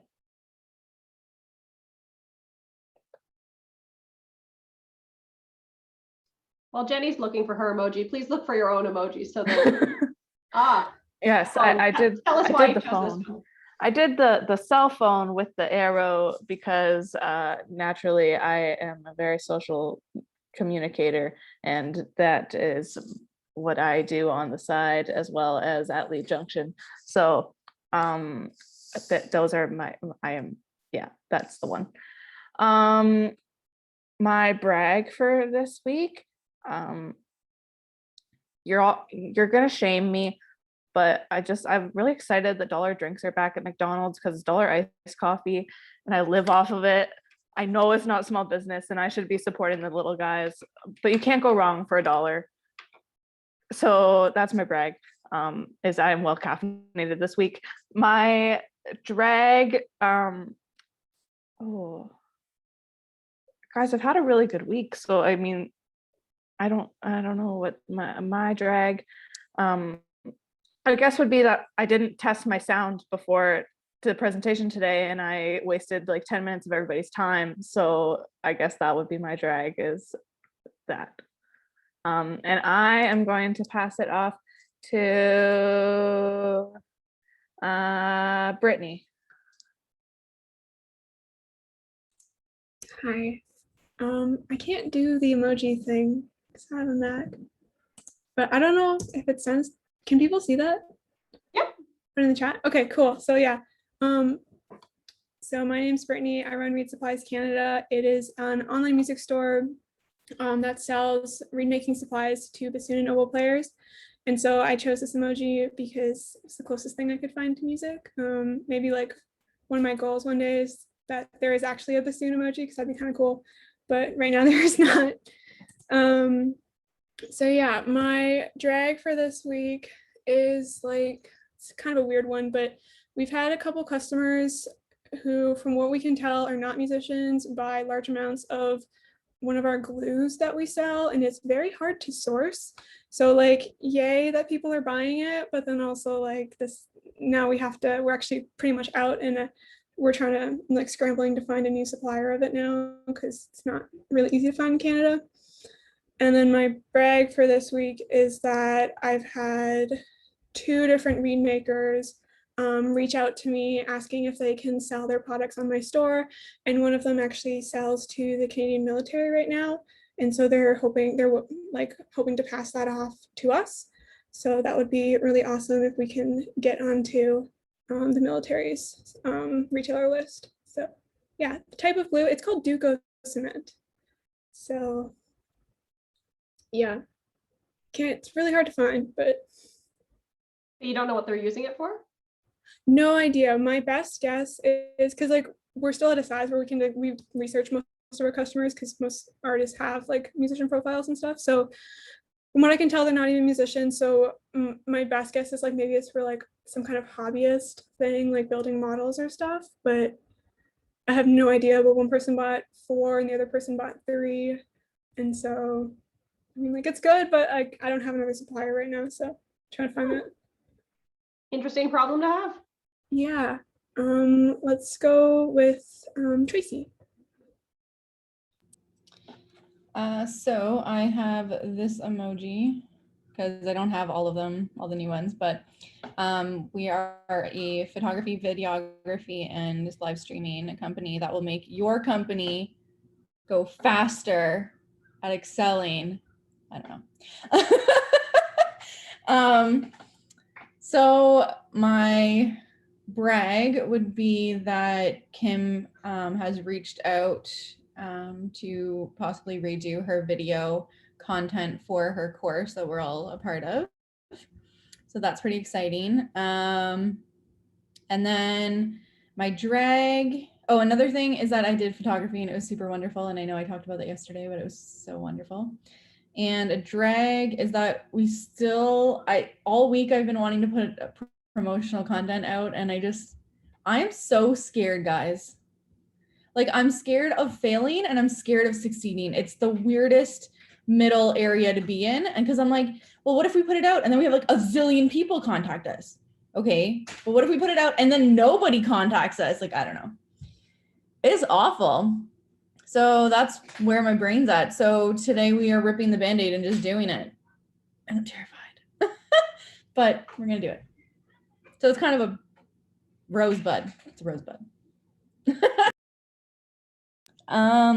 Let's go with Brooke. Hi, I also can't put up a custom reaction, but I would pick a flame. I'll just throw this one up. Maybe if you don't have your glasses on, it will look like a flame. I co-own a candle company and we do handmade customizable candles. My brag would be completing and finalizing my survey with Kim. Oh yeah, I was like, why can't you do the flame one?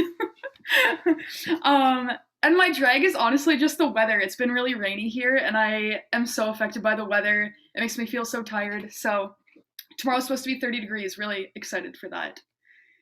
And Cecilia, it's your turn. Okay, I can't do the emojis either. But on here, I guess it would be party. I don't know. I'm just super excited this week. You can just tell me what emoji you like and I can throw it up for you. Oh, maybe the dress. That would make sense. Okay, so I have a modest clothing brand.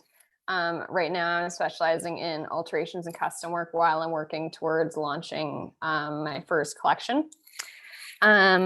For drag, this is kind of gross, but last week I sewed my finger with my sewing machine. Yeah, so it didn't draw blood this time, but that kind of sucked. I had to take a little break from sewing. Anyway, the brag, I guess, is that I've just been getting a lot of clarity. I'm starting to feel better about my business, less stressed. I have a few leads on Canadian fabric suppliers, which is really great because that means I can launch this collection soon once I have fabric. I think that's it. Janan.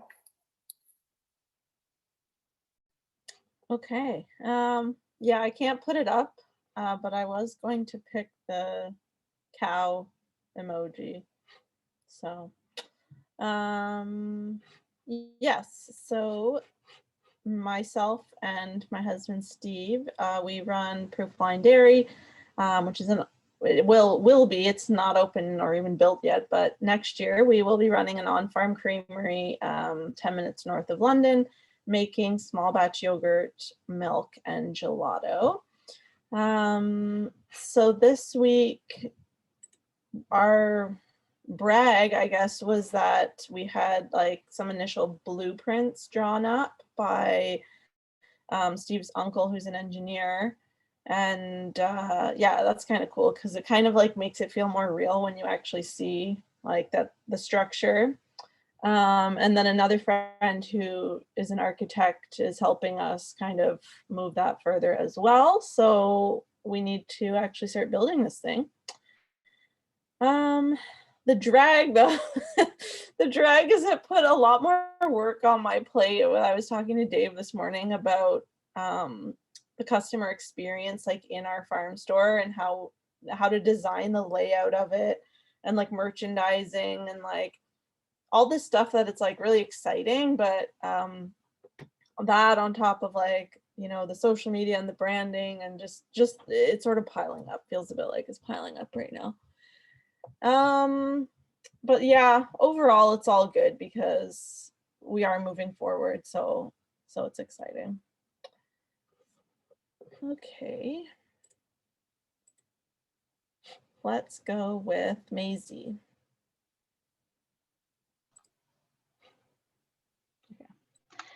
I picked that because my services allow my clients to party more, have more time for themselves. Yep. So I run Pencil Cat Distribution, which is an online store management and order fulfillment service for creators, artists, illustrators like me. The only brag I can think of for this week is I'm getting my vaccine in about 2 hours, so that's great. Yep. Drag would probably be that I just haven't gotten a lot done this week. It just seems like there's just a lot piling up and it's just difficult for me to prioritize. So yeah, that's kind of not fun. But yeah, I'm gonna go with Abigail. Hi, everyone. Okay, so emoji. I kind of, I'm gonna put that one. There's not like an actual crying face, and I feel like that would be a more accurate emoji for right now. My business is a vegan hair care product line for socially and ethically conscious Black consumers. And my brag for the week is that I got an extension on an assignment, which I really needed. So I'm very happy about that. And my drag is like, I'm feeling super overwhelmed with everything. And I'm just like, I can feel Tracy on the fear of just like, is this gonna work? Is this not gonna work? Like, where is this going? Is this gonna develop well? Like, just all the natural entrepreneur fears. So that's sort of my drag this week. And I'm gonna pick, who hasn't gone yet? Rachel. Okay, let me find my emoji. I don't have all of them, but even if I did, I would still pick this simple heart. And that's because the biggest value our business brings is its emotional component, I think. And I would pair that with a hashtag must love dogs. What I mean by that specifically is my business is called Rough Life, and we offer apparel and home goods specifically for dog obsessed people that are meant to mimic the feelings of happiness that our dogs bring us. So, I mean, this week has been lovely because I'm at a cottage and it was really nice to sit outside on Tuesday, Wednesday, instead of in a basement. And I just haven't been near water in a while, and it just makes me feel like a different person. I just love it up here, aside from the mosquitoes, but that's fine. I also took my dog out in a canoe for the first time, which was slightly terrifying. And I left my phone on the dock because I thought that was a terrible idea to bring it. But actually, it was really well behaved, and I could have got some really nice pictures, but next time. Um, for a drag, I just had I was talking to Maisie about this earlier, but I just had a really bad kind of customer experience when ordering some wholesale stuff this week. But like Ryan, I'm trying not to focus so much on the negatives. And I ended up having a consult with someone this week that made me feel a lot better about things and just getting a better plan of action together moving forward. Yeah, so that's about it. Let's hear from Evody. First, I want to say that I remember you, Ryan. We used to sit together at Innovation Works at their first cohort when you were doing the accessibility, the computer accessibility for people with disabilities, and they read it out loud. I remember you showing me the program that you were developing, and I really hope you're not the wrong person because that'd be so embarrassing. But yeah, I think I remember you. I think it was in 2017 also, I'm not sure. Anyways, and I was under Authentic Essence Unleashed at the time. But so my business is We Black Network. It's all about social justice, creating change and stuff. So I'm a content creation coach that is working with individuals to take action and use their voice towards forward movement for the empowerment of the Black community. And so the emoji I would use, I'll put it in the chat, is the Black Power sign, of course. And so I'll start with my drag. My drag is that I have been talking with Kelsey and David. I stay almost every day after class, and I'm always pivoting, I'm always changing, I'm always adding, I'm always so creative. My mind is always moving, and I'm not able to really, I haven't been able to like hone in and actually build. And I did the personality test, and I'm like an ENFP, which is someone that has many passions and master of, jack of all trades, master of none type thing, and all this. And I was like having an identity crisis, like, oh my gosh, like I'm back here again. I don't know what I want to do because of all of the different good ideas. And so it has been overwhelming because all of this information is like, I'm vetting my business and I'm like, wait, is this feasible? Is it feasible? Is it feasible? And I'm trying to adjust it to make it feasible. But good news, this is my, what was it, brag. My brag is I got a call yesterday from someone that I've been talking, just an organization I've been talking to, Wayne Community Center. And I was doing some work for them just for free, more like just advising them or whatever. And they had called me and asked me to put a proposal together because they want to raise money for a building for the Black community. And they want my help in creating something so that they're able to get that money. So I'm like, oh, so you want to hire me as a consultant to advance a movement? And I'm like, this is what I do, I guess, and so I'm super excited because I'm like, okay, I guess this is where I can hone in and I can keep going with the content creation stuff and actually use them as a full blown. And like before I was like, I'm doing all this work for free. How do I charge for the good work I'm doing? And I want to build a whole bunch of stuff, but they're saying, they want to contract me and not full on hire me, which is what I wanted. And so I'm just really happy about that. Of course, super nervous because now I'm like, wait, do I have everything I need for this? But it's super exciting. So that's my brag and drag. And I am going to choose Maria.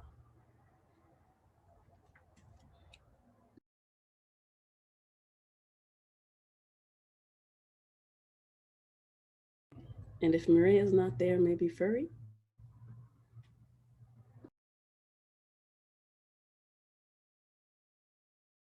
Maria, are you with us there? Or Josh. I'm here. Oh, phone's gone off. Is it my turn? Okay. I will choose for my emoji. I've been looking around and I don't think there's a lawn mowing one. I've been looking on these websites and I can't find it. If there is one, then that. But if there's not, then it'll be like that bicep one. You know, like the strong arm thing. I don't know. Just because we're helping strengthen adolescents' mindsets as well as their physical well-being. So that's the correlation. I guess I'll do an actual introduction of the business. It's we're called Nearby Neighbors, and we connect students in your area to mow your lawn, rake your leaves, and shovel your driveway, and providing them entrepreneurial experience throughout the way so that they can, you know, have a better future. That was kind of a thrown together description, but whatever. We'll move on to the drag first, which is one of our latest clients. Was a little bit upset because we cut the lawn too short, and now he was hoping for a good rainfall, and I guess he got it. So that's not very good, but he handled it really well. He was a great guy to talk to even after we made our mistake. And which leads me to the brag, whereas he actually cares about the vision so much that he wants to help manage quality control for future clients. He's this older retired person who who's really interested, and you know he wants to help out in any way he can. And he's like sending me emails, and so now I have to figure out how to work with that. But hey, you know that's great that people are interested in this. So yeah, that's it. I guess I will throw this over to who hasn't gone yet. Have we heard from all the leapers? Or sorry, I mean the program leaders like like Dave and Kelsey. I guess Kelsey's not here. But. I think we've heard from all leapers. Yeah, I guess that just leaves me. Oh wait, Ashley. Okay. Ashley hasn't gone. Sorry, Ashley. Go. Oh, Ashley. Okay. So, hold on. My emoji is a cookie. Is it there? Yeah. Okay. So I am Ashley, and I'm owner of the Mindful Co. We are a vegan, gluten-friendly bakery, and we do deliveries here in London. My drag for the week is just kind of that nothing seems to have gone right in terms of business or life. I'm just very much feeling overwhelmed by kind of everything. Summer is the time where I like to take a few things off my plate and enjoy myself, and I don't really feel like that's happening these days. But on that note, my brag is that in approximately 12 hours, I will be on my way to the airport so that I can go to Banff for a long weekend. So I'm very much looking forward to that weekend away.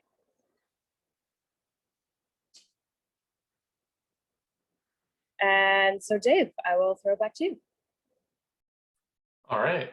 Thanks, Ashley. I hope next week when we hear from you, you'll be in much better spirits, which I don't doubt. Banff is beautiful. I've been there quite a few times.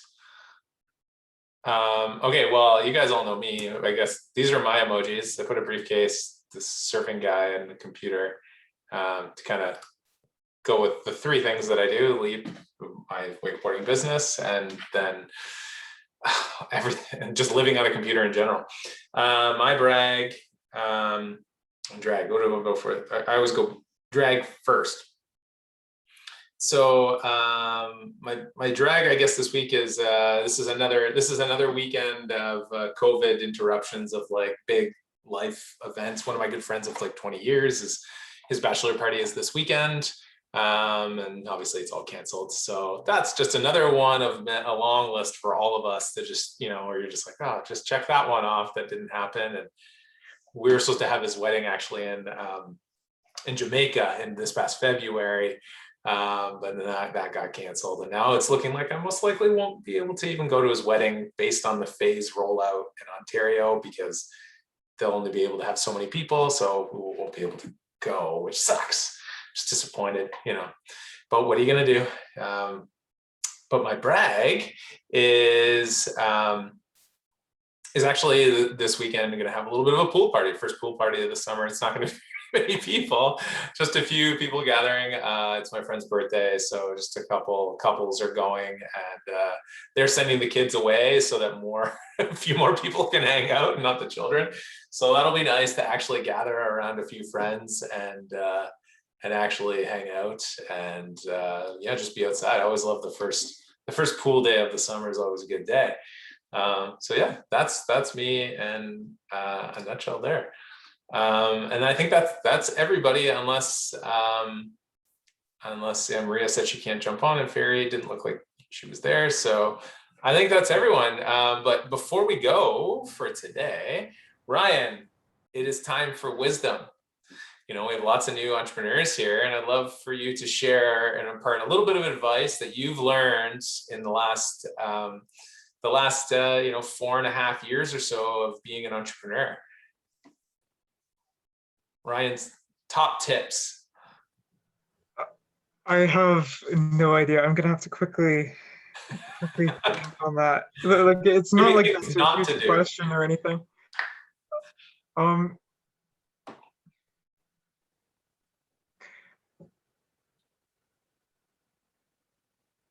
I'd say one of the things is trying to understand like why you set the goals and objectives that you do for yourself, and just try to dive into the emotional reasons for that, and then the like logical reasons that you have for that goal as well, because I find that it can help you really figure some things out, and I know it's helped me through a couple of tough times. So yeah, I don't know, that's the only thing I can think of. So hope that's wisdom enough. If it isn't, I'd say I don't know, in the universe, wood is more rare than diamonds. That's my other wisdom. Thanks, I don't know, it's true though. Okay, what's one book, or if you're a podcast person, one podcast that you'd recommend people jump into over the next year? Okay, everybody laughs at me for this, but I just finished reading a book, and it was the autobiography of Benjamin Franklin, and that is an amazing read. If you can handle like Old English, which I can't, so it was very difficult to read, but there's a lot of wisdom in that. So maybe I should have just reiterated something that Benjamin Franklin said, but yeah, I'd recommend reading that. It's definitely a lot different than some of the recommendations we've gotten recently, but I love a good autobiography. So thank you for the recommendation, Ryan. If I can just quickly throw something else in here. Yeah, go for it. A guy named Naval, and I can't remember, I don't even know if that's his first name or his last name, probably last name, but one of he has like a couple contrarian truths, I guess you could call them. And one of them is to read books that have stood the test of time, essentially, because that's going to be where you can find like a lot of lessons that will help you throughout your whole life, as opposed to like more temporary, like popular books. So rereading those ones can help reinforce what you're reading. It's kind of like reviewing something every week, because over time you'll tend to lose, lose that knowledge if you don't keep up to date on that. So yeah, that's just something that I've been learning from, and so that's actually one of the reasons why I took to that book specifically. So. Awesome. Well, thank you for sharing, Ryan, and thank you for joining us for another awesome round of Brag and Drag. It's always great to see your face, and I am wishing you all the best into your foray of into the rocket industry. I hope you do hear back from that company. I think that'd be really cool. So keep us updated with what's happening there. And for the rest of you all here, this is another week. Week 5 is done. So great job, everybody. And I hope you all have a great weekend. And definitely, Janan, thank you for putting together that Discord chat for everybody. That's awesome. So please, guys, don't forget to join in there. And yeah, great discussion earlier around social media. Thanks, Josh, for inspiring that. And I think it was all around an awesome week. And if anyone has questions, needs to stick around afterwards, I'll be here for another 5 minutes or so. If not, you know the drill. You can always book office hours with us to gather some more, or to have some more time with us. But yeah, enjoy the weekend. It's gonna be a hot one, so I hope you all do something fun and get outside and soak up that sun. So we will see you all back on Tuesday at 1 o'clock.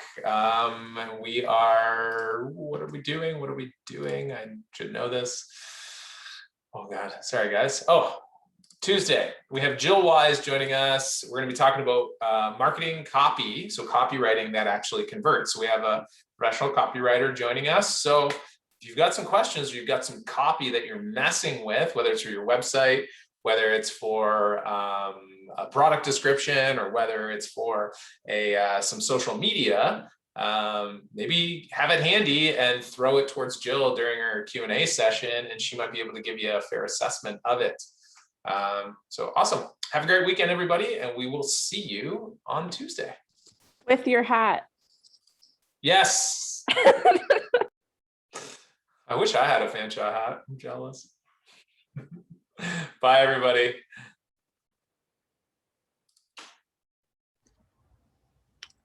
I had a question for you, Dave. Yeah, go ahead. Ryan, are you sticking around, or you got to take off?